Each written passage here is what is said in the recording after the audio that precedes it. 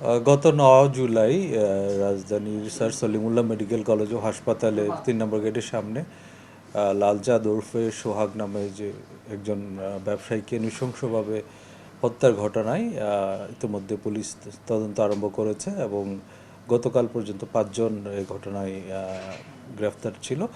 আজকে ভোরে রাজধানী ঢাকা এবং নেত্রকোনা জেলায় অভিযান পরিচালনা করে ডিবি আরও ২জনকে আটক করেছে। এই নিয়ে এই ঘটনায় এই পর্যন্ত ৭ জনকে গ্রেফতার করা হলো। আমরা ঘটনাটি খুব গুরুত্ব দিয়ে তদন্ত করছি এবং ঘটনার সাথে জড়িত যে বা যারাই থাকুক না কেন তাদেরকে আইনের আওতায় নিয়ে আসার জন্য কাজ করছি। আশা করি খুব অল্প সময়ের ভিতরে ঘটনার প্রকৃত রহস্য উদ্ঘাটন সহ ঘটনার সাথে জড়িত অন্যান্য যারা রয়েছেন তাদেরকে আমরা আইনের আওতায় নিয়ে আসতে সক্ষম হব। তারা দুজনেই এই মামলার এজাহারভুক্ত আসামি। রাজীব সে এজাহারভুক্ত ৭ নম্বর আসামি এবং সজীব সে ১০ নম্বর আসামি। আমরা তাদেরকে আটক করার পরে যাচাই বাছাই করে দেখছি তাদের প্রাক পরিচয় এবং এই ঘটনার সাথে তাদের সংশ্লিষ্টতা কতটুকু সব কিছু তদন্তাধীন রয়েছে।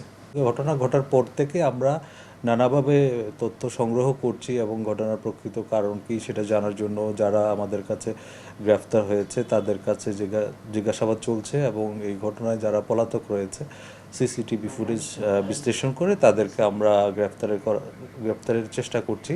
আশা করি ঘটনায় জড়িতদের গ্রেফতার করার পরে তাদের নিবিড় জিজ্ঞাসাবাদে ঘটনার প্রকৃত রহস্য উদ্ঘাটন হবে এবং মূল মোটিভটা জানা যাবে। ঢাকা মহানগর এলাকায় নিরাপত্তা বিধানের জন্য আমাদের ৫০টা থানায় নিয়মিত যে টহল কার্যক্রমগুলো চলছে, এর বাইরে আমাদের চেকপোস্টগুলো পরিচালনা করা হচ্ছে। আমাদের দৈনিক প্রায় ৬৫০টার মতো চেকপোস্ট পরিচালিত হয়। এখানে যে চেকপোস্টগুলো চলে এর বাইরে আমাদের যে গোয়েন্দা নজরদারি সেটা অব্যাহত আছে। সো মূলত রাজধানীর যে সার্বিক আইনশৃঙ্খলা রক্ষা করার জন্য আমাদের প্রিভেন্টিভ যে কাজগুলো সেগুলো আমরা পরিচালনা করছি। এর বাইরে কোনো একটা ঘটনা ঘটলে আমরা দ্রুততম সময়ের ভিতরে কিন্তু অপরাধীদেরকে আইনের আওতায় নিয়ে আসতে পারছি। সো সার্বিকভাবে আমাদের আন্তরিকতার কোনো ঘাটতি নেই। আমরা পেশাদারিত্বের সাথে আমরা কাজ করছি এবং আশা করি রাজধানীর যে পরিস্থিতি সেটা স্থিতিশীল রয়েছে এবং জনজীবনে যেন স্বস্তি বজায় থাকে সে লক্ষ্যে আমরা আমাদের কাজ আরও বেগবান করছি। আমরা যেসব মানদণ্ডের ভিত্তিতে আইনশৃঙ্খলা পরিস্থিতি বিবেচনা করি, যে সার্বিক যে অপরাধ সূচক যেগুলো, বিশেষ করে চুরি, ছিনতাই, খুন, ডাকাতি এরকম অপরাধগুলো যদি আমরা বিশ্লেষণ করি, এগুলো কিন্তু খুব বেশি বেড়েছে সেটা বলা যায় না। আমাদের যে গত ১ বছরের অপরাধ বিশ্লেষণ করলে কিন্তু একটা স্থিতিশীল একটা অবস্থা আমরা দেখতে পাই। এর বাইরে দু একটা বিচ্ছিন্ন ঘটনা ঘটছে। আপনারা জানেন অনেক সময় অপরাধীরা তাদের যে অপরাধের কৌশল সেটা পরিবর্তন করে।